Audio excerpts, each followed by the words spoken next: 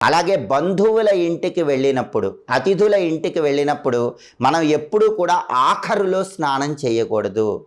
అందరికంటే లాస్ట్ పర్సన్గా మనం స్నానం చేస్తే అతిథుల ఇళ్లల్లో, బంధువుల ఇళ్లల్లో అప్పుడు అదృష్టలక్ష్మి అనుగ్రహం తగ్గిపోతుంది. కాబట్టి మీరు చుట్టాల ఇంటికి వెళ్ళినప్పుడు వాళ్ళందరూ అయిపోయిన తర్వాత కాకుండా ముందుగానే స్నానం చేయండి.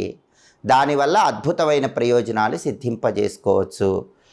ఇలా స్నానం చేసేటప్పుడు ప్రత్యేకమైన నియమాలు పాటించాలి. అలాగే ఎప్పుడైనా సరే తలంటు స్నానం చేసిన వెంటనే మళ్ళీ స్నానం చేయకూడదు. ఒక్కొక్కసారి తలంటు స్నానం చేస్తాం, వెంటనే ఏదో ఇబ్బంది వచ్చిందని చెప్పి మళ్ళీ స్నానం చేస్తూ ఉంటాం. అలా చేయకూడదు. తలంటు స్నానం చేసిన తర్వాత కూడా 48 నిమిషాలు ఆగి మళ్ళీ స్నానం చేసుకోవాలి. అయితే ఇది నదీ స్నానానికి వర్తించదు. నదీ స్నానం ఎప్పుడైనా చేసుకోవచ్చు. దానికి మాత్రం ఈ నియమాలు వర్తించవని సంప్రదాయంలో చెప్పడం జరిగింది. అయితే